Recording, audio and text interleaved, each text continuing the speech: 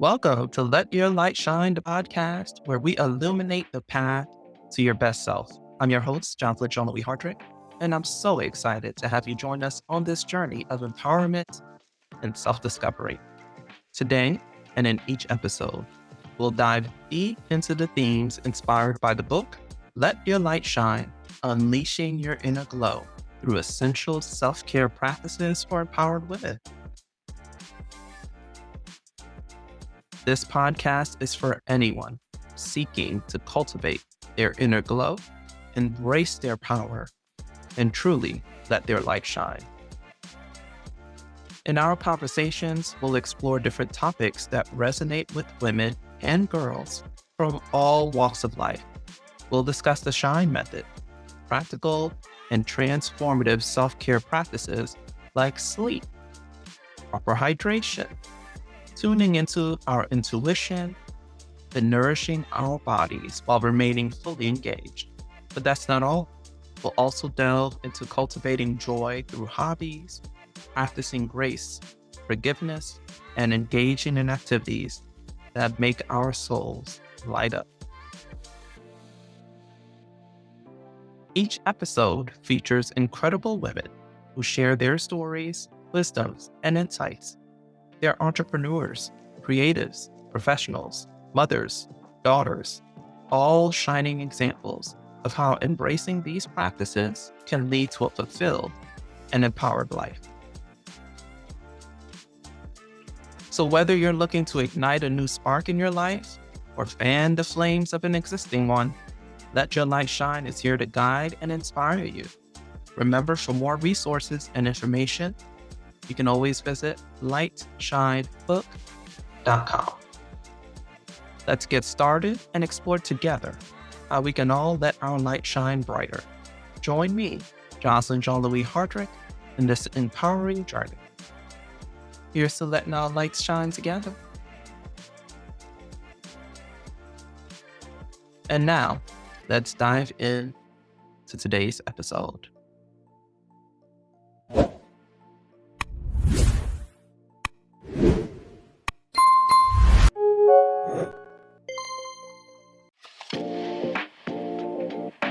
Hey, it's Jocelyn Hardrick. I am back with another great episode, and we're going to talk to Tamika Guishard about how she lets her light shine.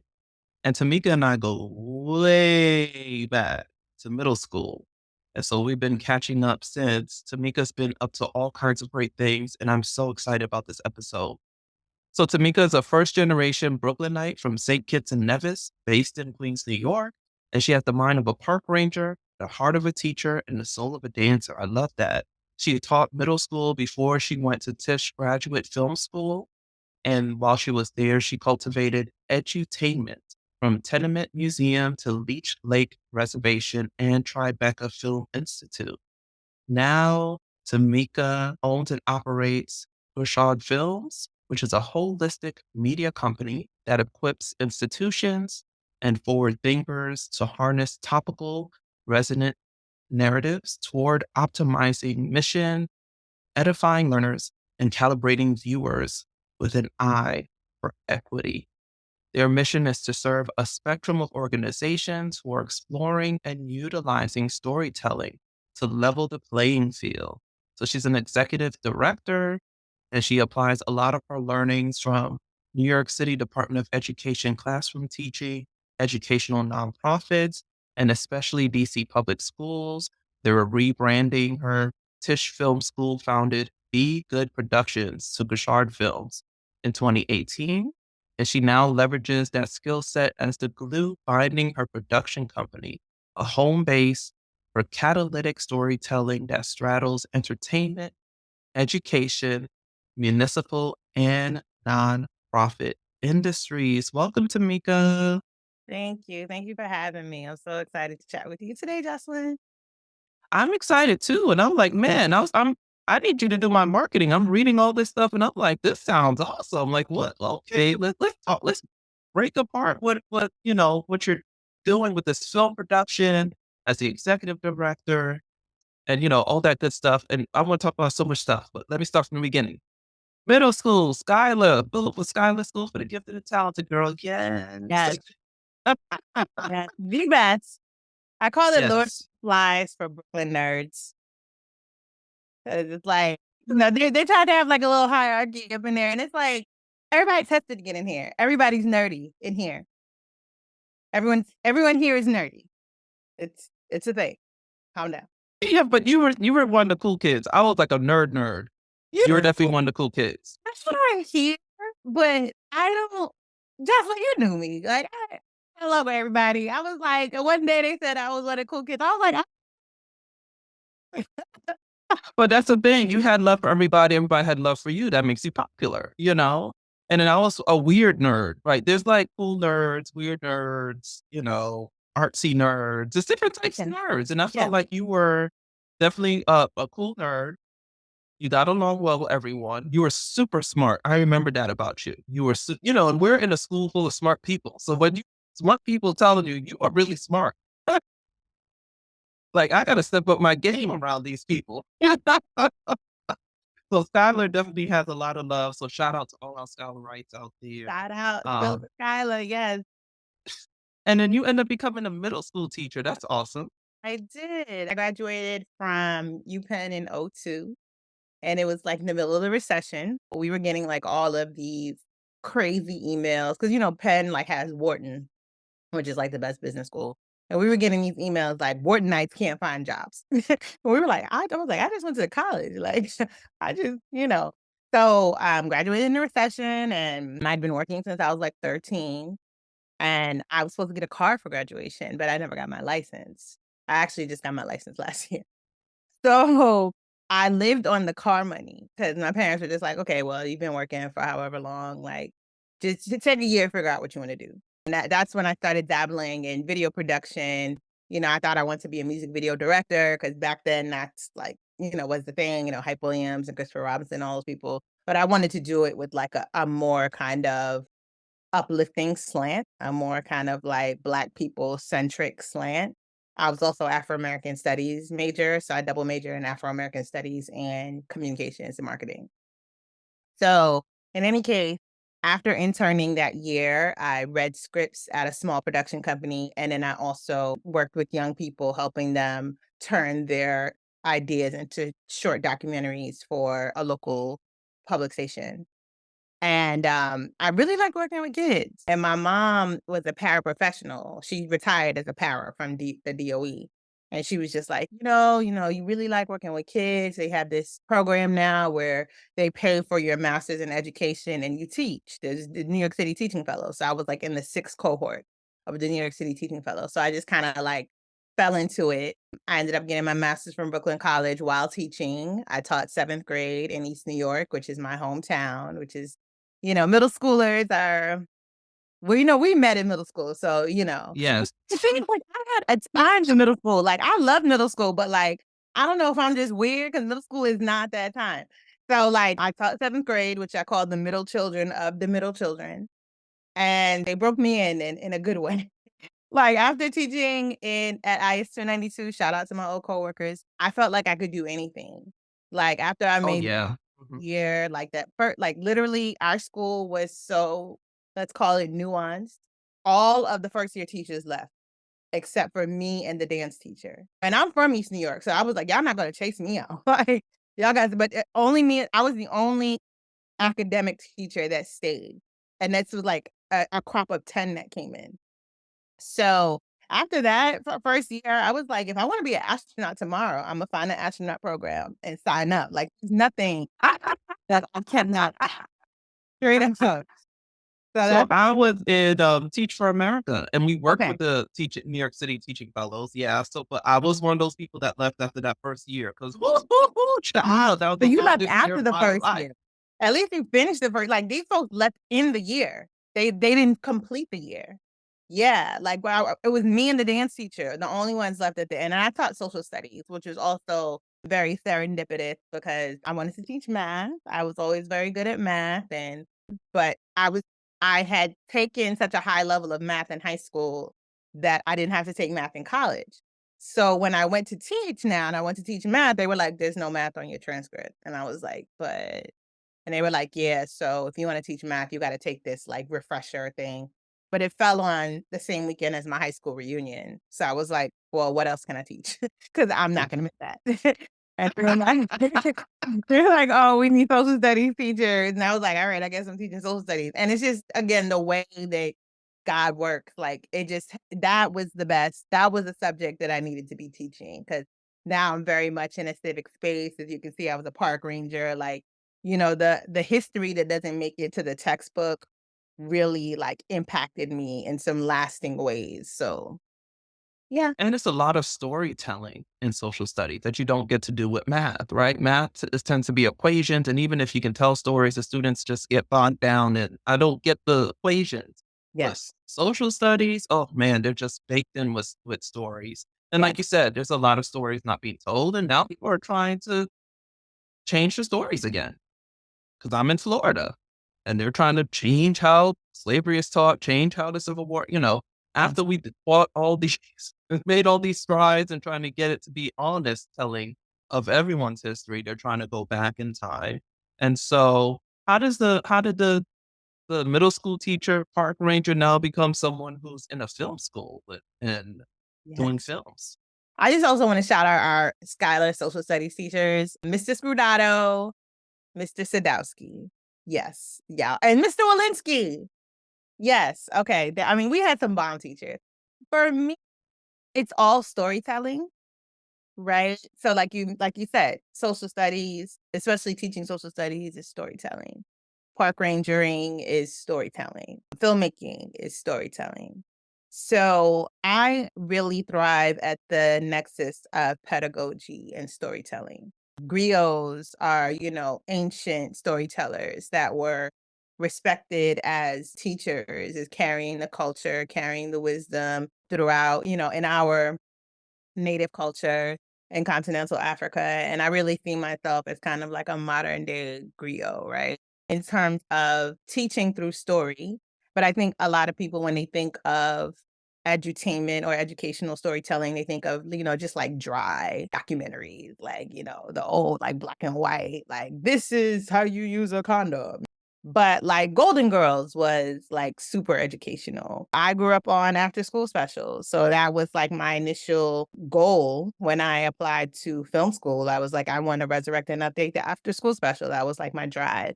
And, of course, mainstream marginalized history, having taught social studies and bulk my film curriculum. Because for me, it's really about the conversations that happen after the credits roll. Like, I think that's really the power of film and media. Like, it really calibrates viewers and engenders conversations in a very like specific way, right? Because it's like now we're all seeing the same moment in time and we can all like bring our lenses and now you can see where we differ. Because a lot of times when people differ in opinion, it's more so they don't understand where the other person's coming from. They don't understand their context versus they don't agree what the person is saying. And when we can all talk about the same moment in time, you can really, again, kind of get in there and be like, oh, well, I laughed at that moment. I cried at that moment. I couldn't relate to that moment. And now we can really zoom in on that moment and see what the differences are. So essentially, I've had these really awesome positions where I've been able to kind of do both. As a park ranger, I actually did that when I was a thesis student at NYU, and they were looking for someone who could coordinate a teachers institute where tri-state area teachers would be kind of indoctrinated with the history of the site. I worked at African Burial Ground National Monument in Lower Manhattan, which is again this community of Black New Yorkers that like petitioned for their freedom and were pivotal in the survival of New Amsterdam and did all like, were descended from Queen Nzinga and like that's where they got their political know-how from and were able to like petition the government for their free like all of these things, but they're not in any textbooks. Like born and raised in New York, taught social studies and didn't even know the history of this community until I worked at the site. So as a park ranger there, I coordinated Teachers Institute where we indoctrinated about a dozen tri-state area teachers with the history of the site over 3 days in like interdisciplinary sessions. So they did a little music, a little workshopping, a little, and then they were charged to write unit plans. So they needed somebody to coordinate that, and they also needed somebody with filmmaking experience to produce these webisodes to help launch the Ken Burns documentary. He had a docuseries on national parks called National Parks: America's Best Idea. An African Burial Ground National Monument was the featured site for the docuseries. So they needed someone to produce like these short digital diaries to like help with the launch. So yeah, they hired me for these like special projects when I was a film thesis student. And at the end of the interview, they're like, "Oh, and by the way, like, you have to wear a uniform on this job." And they point to a park ranger, and I'm like, "Yeah." like, like you should have led with that. Like, I'm down. Let's go. give me all the gear. I want Yeah. all of the gear. So I did it for about 2 years till I graduated from film school. And from there, I went on to DC public schools where I was producing the video library that was used to calibrate teacher evaluations. So again, like you may have teaching is so subjective, just like life, right? So it's like you have this high stakes school district that your teacher evaluation is tethered to your salary, but you may have two school leaders in one building giving you different feedback, right? So now with these videos, these evaluators can watch the same moments of time, the same moment of instruction and say, I saw that as effective. I saw that as ineffective. Why? Right. And we would have to facilitate what was called like reconciliation calls. And they would get heated, girl. Like it'd Oh, be like wow. an hour and a half, people like arguing about fourth grade math. Like it I would get, know. Yeah. you get in there. And then it just kind of opened my mind to how do we as people reconcile how we view effectiveness differently in life. Like there's no rubric to living. There's no rubric to Blackness, especially when it comes to Blackness. Cause like we don't even, Ooh, we're so child. torn from our roots. So even Yes. anytime we try to talk about like all of these evaluators, for example, they're looking at the same rubric, the same performance standards, and they have differing opinions, right? And it's like, how do we establish standards for ourselves when we don't, so it just really kind of got my motors running in terms of like how media and how storytelling can kind of help us calibrate our humanity, help us calibrate our Blackness, help us kind of see things and again have the difficult conversations we need to have. And it's like kind of a heady way to look at it, but I've been working for the past couple years to really distill the work and kind of package and bundle the different ways to kind of approach it because there's so many ways that pedagogy and storytelling can combine. Girl, didn't I tell y'all she was smart? Did you hear how she just break them down to like calibrate humanity, calibrate our experiences, calibrate Blackness. Can we talk about calibrating Blackness a little bit? Because we Mhm. were blurs, right? Black nerds. Both our families are from the Caribbean. Yes. And so we come from people who had communities where most people look like them. Yes. The bankers, the educators, the presidents, the people in charge, people on the bottom, the top, the whatever. And then we come to the US where it's very different, right? As I just finished reading, or the cast, the origins of our discontent, which is now a movie, which I can't wait to see. Well, there's a caste system. I mean, she makes the case, we already knew it, but as Black people from the outside, we come in and immediately learn like, oh, wait a minute, we on the bottom now? I didn't, Yes. hold on. And then, I don't know if you got this. You talk white. Mm. Why do you act like that? Why do you do that? You're not trying to be Black. Is Mhm. that truly Black? Are you Black enough? Because you said calibrate Blackness, and that immediately popped up in my head. Mm. What are your thoughts on that? Did you get that growing up, especially going to Skyland?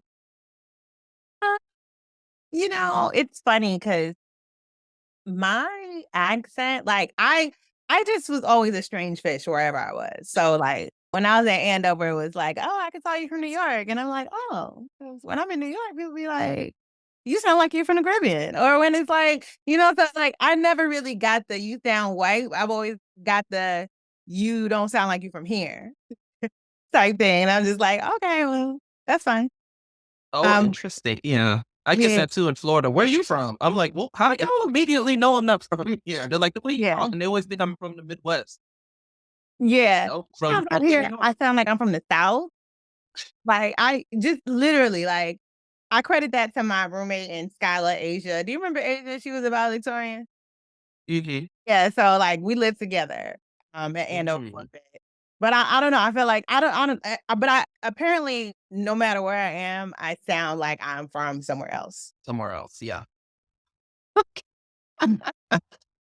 Let's talk a little bit more about what you're doing with Guishard Films, and then let's let the viewers know the reason why we reconnected, because I reconnected with you a while ago in Brooklyn and you had locks. I mean, we were at the African Street Festival. And yeah, so it's like every 10 years, like we somehow reconnect.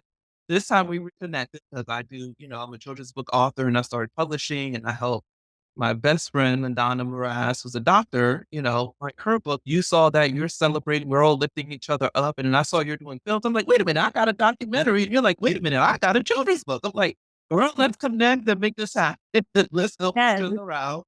So yes. talk about your services through the Shard Films. Okay, basically, it's a strategic communications kind of outfit, but with multimedia expertise and a teacher's lens. Essentially, like, a lot of times, organizations will have a very robust communications department, but then they have to, like, outsource the production piece of it. Or they may have a in-house production situation, but, like, if they're working with schools and educators, they don't necessarily know how to capture instruction with fidelity, certain things that you can't necessarily do in classrooms. And then again, optimizing the footage so that that institution can really take their school community to the next level, which a lot of times requires knowledge of their observational tool, their rubric. What standards are they trying to kind of advance or objectives as a school community, which is a kind of different from a standalone organization. So I kind of bring those things together.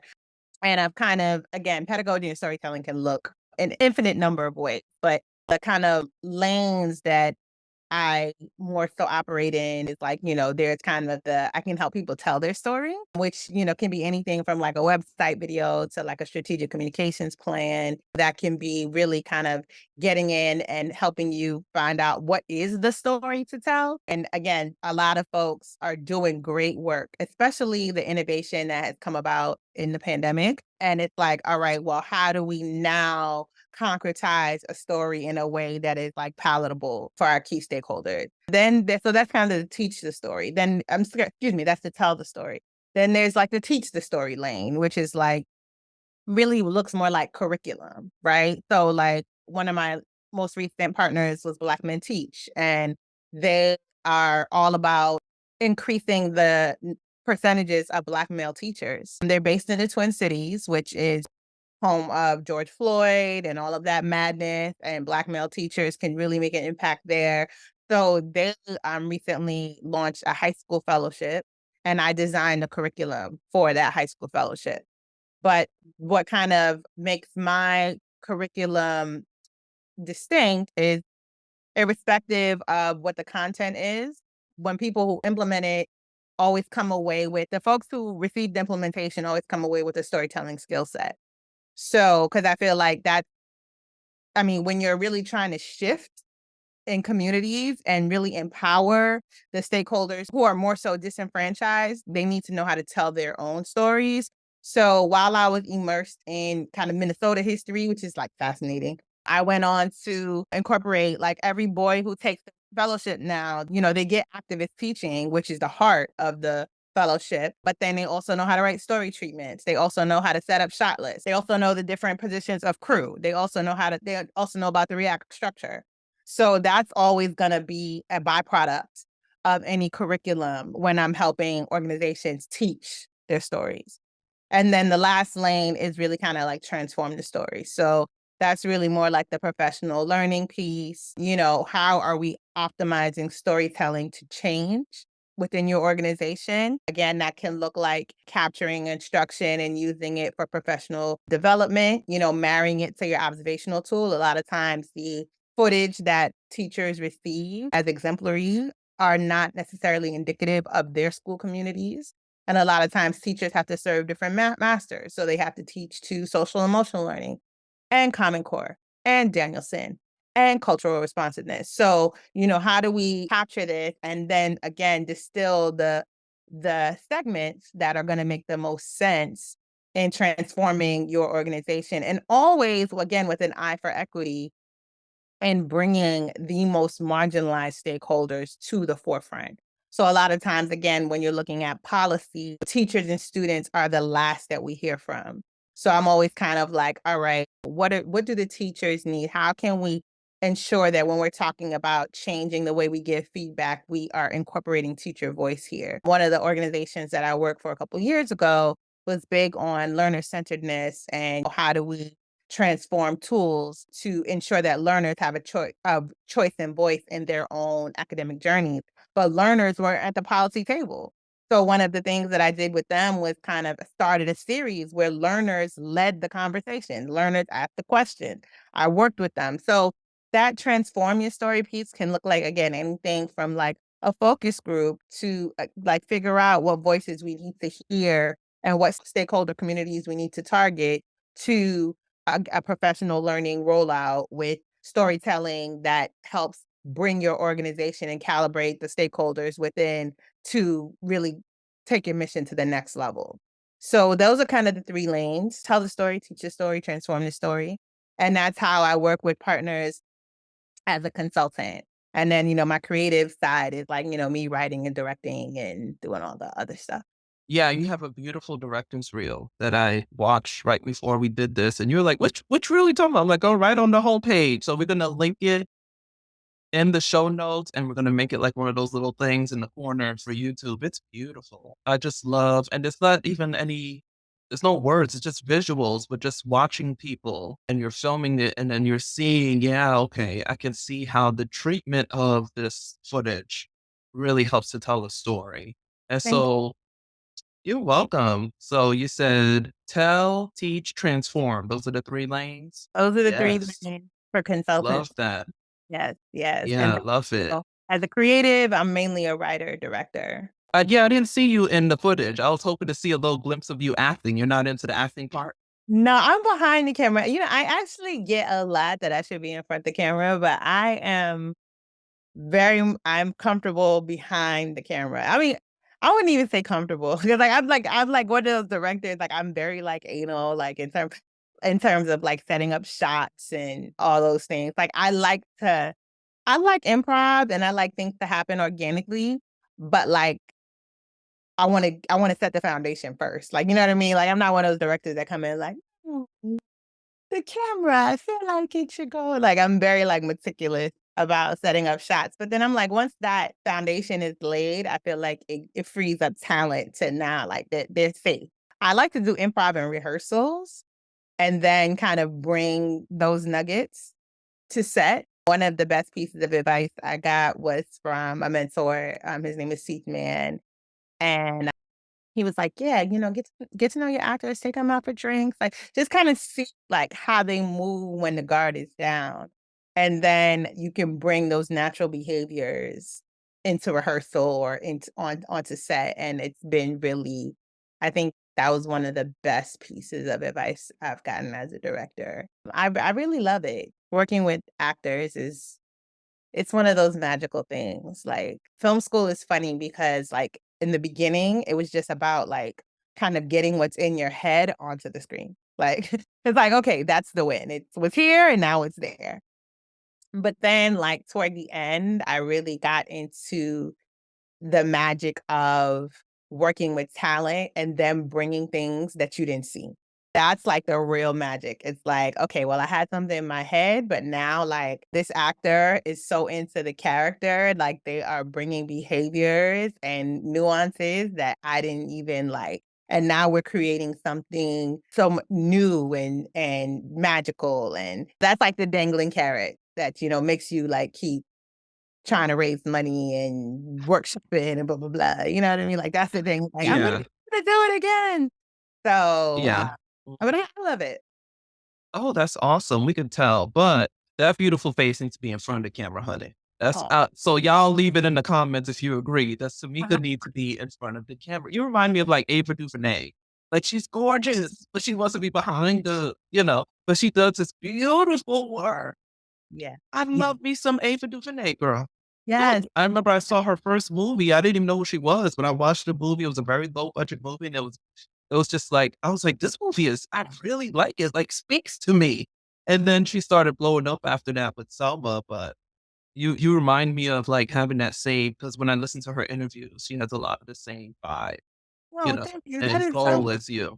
thank you, because she's amazing. And her director of photography, Bradford Young, he does his thing. Like the things like he's able. I mean, like a lot of people again, like directors get put out front, but there's so many people that bring like such creativity to a set. Like it really takes a village. Like I've seen production designers like with like $100 budget, like do some magic, you know? So like that's one thing. You can't make a movie by yourself. And like when people are really in their bag, in their position, like it really just steps it all up. So shout outs to like all the DPs and the ADs, assistant directors. So assistant directors, they keep everything on schedule like my assistant director, like he is a man and he is married, but I'm like, I will give you a kidney. Like if it wasn't for assistant directors, like I'm like, whatever you need. Like they're, again, like so underappreciated. People be trying to cuss them out because they try to they keep everything on time. Like they be getting cussed out. But I'm Yeah, like, they're like the bad guy who has to yeah, like keep the train moving. they gotta keep the Yep, train yep. moving. But every position on a film set is important. And yeah, I just really, it's something magical when you see it, when you see it on screen and you see like, and you can always tell a filmmaker because we're the ones like after the credits are rolling, we're like, I you're know, that's how I watching. am. I'm like, I wanna see who all these people were, what they did, what the name of that actor that said the 2 words. Yep. And then I used to watch documentaries. Everyone's like, "What is wrong with you? Documentaries?" I'm like, "I love them because I Yes. love history, I love learning," and I'm like, "I Yes. just love them." And I never thought I'd do one, Mhm. but, I no one was telling the story, and I'm like, "Why aren't we recording this and telling this story?" And I kept asking around, and then I was like, "You know what? I'll just do it. I don't know what I'm doing, but I'll just." And And yours has so so much facets. Like your piece has so many possibilities. Like again, like yes. it could be a curriculum rollout. It could be something on the big screen. It could be something that can be like workshop. Like there's so much you could use it. Again for municipal partnerships. Like it has a lot of possibilities because like It you does, said, so that's why I came to you for the transforming. I may not have the footage. Now what do I do with it? Because one of the people that's in it has been ill lately, so, we'll see how he's doing. A lot of those people are up there in age. That's why I was like, I had a sense of urgency. I'm like, these folks are up there in age. This was be pre-COVID too, and I'm like, let's capture their stories. And now it's become so essential because now they're trying to get rid of diversity, equity, inclusion. They're trying to get rid of celebrate heritage months. They're trying to change history. And these young people have no idea. Like, I know me and Tamika look young, y'all, but we're in our 40s. We remember pre Obama. yeah, that, We remember a country before there was a black president. We remember words like Negro in our textbooks and stuff. Like at least I do. Like we have old textbooks from the 70s. We remember learning about all these people who were the firsts and how it was a big deal. And so now these young folks don't like they have to be retaught that because they get nervous when they hear about the stuff happening. We're like, no, no, no, we've been here before. We have a game plan to educate ourselves like we're doing, to make progress, etc. And then so just like me going out of my shell, like, this thing needs to be done and I want to do it. You have your book. So what you don't have to tell us the name. I know it's in the early stages, but what motivated you to like write a children's book? well, it's also I'm partnering with a Skylar Wright as well, because our community. But all my friends have kiddos. And again, like I felt like I could contribute, like for again, it's all storytelling. But between talking to my homeboy about how he talks to his kids about different races and knowing that how they're trying to change history and take books out. We were like, well, what if we kind of come up with something that helps facilitate these conversations with young people and still pours into them and their self-esteem, but again, like a way to motivate kind of intergenerational conversations around culture and, kind of center a lot of the disenfranchised populations. I love kids. So for me, like, although it kind of seems like I'm all over the place, it's like, it's all storytelling, it's all amplifying marginalized communities, it's all engendering equity. It's just I've been very fortunate to have training in doing it in multiple mediums. My primary one is traditional media, film and television. But, I recently worked with, on a career application. Like I led the design of a module for an app. But again, like I led the design of a social justice module. It's like, okay, I was working for a summer youth employment outfit and it was summer 2020 and it was the first completely virtual situation and the career app was just supposed to be like a little nugget of the program, but with COVID, it ended up being the whole program. So I'm now, working community-based partners that are like, "What? We got to do virtual SYEP? Like, what is this?" And hearing their concerns, they're like, "But there's a whole pandemic out there, and there's a whole like racial pandemic happening too."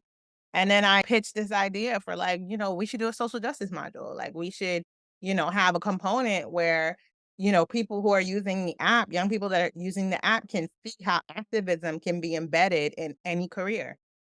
But for me, like it's all the same thing. It's like activism, social justice, storytelling, irrespective of if it's a children's book or a movie or a fictional or nonfiction or a park. It's all, amplifying marginalized voices, centering folks, and advancing missions that really kind of elevate our collective humanity. But a lot of times, my stories focus on Black and Indigenous folks and women because those are the stories that are left out, and we can't calibrate humanity if we don't know all what's going on. You know what I mean? So a lot of times, Yes. I like, I start with Black and Indigenous folks. I start with Black women, especially the 2 projects that are at the forefront for me right now creatively are one is called Brainwash, and it is about Black women, who are it's basically, Black women in mental health, which I've really taken notice of and tried to really cultivate in this pandemic. Like the mind body connection was just undeniable in the pandemic, and it's about it's like a murder mystery slash STEM situation, really looking at how PTSD impacts the brain, but and also its implications on women and women's bodies. As one of the characters is looking for her sister's killer, and Mm. her sister's case is cold because you know and, as she's doing it, she's navigating relationships with her mother and sister, and each of the women, their characters correspond with a section of the brain that is responsible. Like, basically what happens with PTSD, there are 3 main sections of the brain, their synapses start to kinda like so basically each of them are one of these sections of the brain. And as their relationships kind of move in and out, we hear how the brain is doing the same thing as they're really trying to heal from their PTSD and again find a killer. So that's the project that thankfully, like it's been being workshopped with the Writers Guild of America. I'm in the second cohort of writers for a fellowship that they do with FilmNation. And our cohort is the bottom, it's 7 of us. And we've had these awesome mentors. My mentor, do you remember that movie, What's Eating Gilbert Grape? Like, Yeah, I love that movie. yes, yes. So my mentor did that movie. His name is Peter Hedges, and he's been awesome. And yeah, I've been working on that project now, like really developing the script for about the past year. And they've been helping me package it. So that's what I've been working on the narrative side. And on the documentary side, I I'm developing a docuseries called Forget Me Not. And it has very similar themes, but it's essentially kind of like a say her name piece where we look at the lives of Black women who have been cut short due to unjust policing. But again, like it's kind of a different situation. Like when Black women are the one piece that I shot was co-produced by Val Carey, whose sister Miriam Carey was shot in front of the White House like in 2013. I don't remember that her baby was in the back seat. And when the insurrection happened, like my mind went directly to her because like more bullets were shot fired at her than was like thousands of these people in front of the White House. And her sister went to Schuyler. Oh, look at that. Yeah, and she's also from East New York. So I found Oh, her, wow.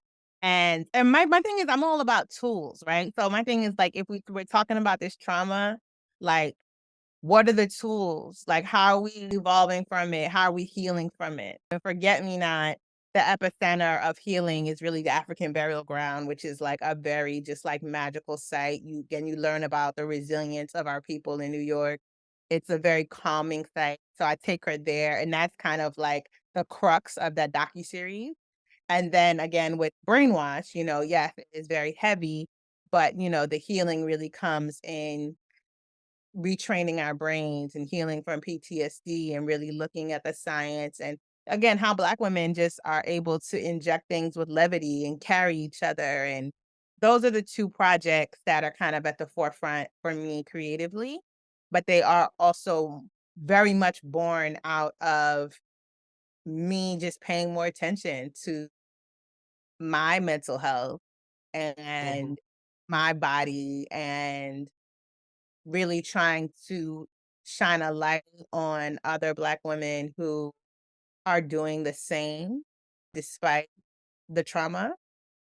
Val, for example, she and I have become friends, and she's part of this Say Her Name network, which is again like these Black women who have been cut down due to unjust policing, but who may not necessarily get the protest and all these things. And it's a whole network of mothers and sisters who are trying to, avenge their loved ones.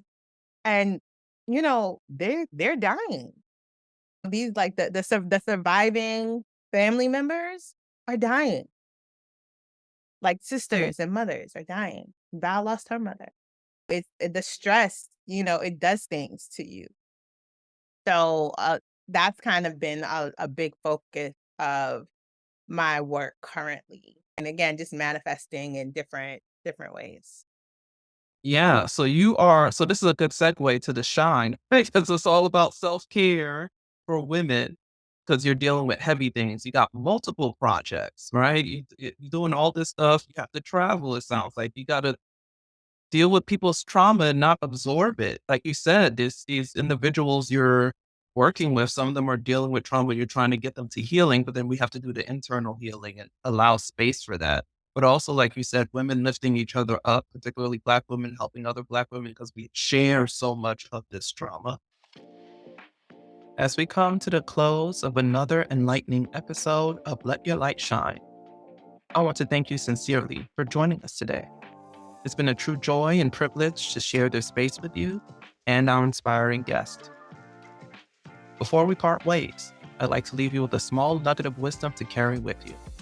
Remember, the light you hold within is a beacon of hope, strength, and beauty. It's uniquely yours, and when you let it shine, you not only illuminate your own path, but also light the path of others.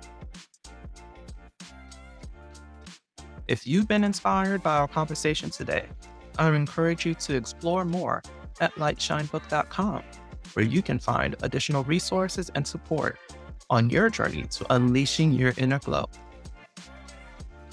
And if you enjoyed today's episode, please share it with someone who might also benefit from its message.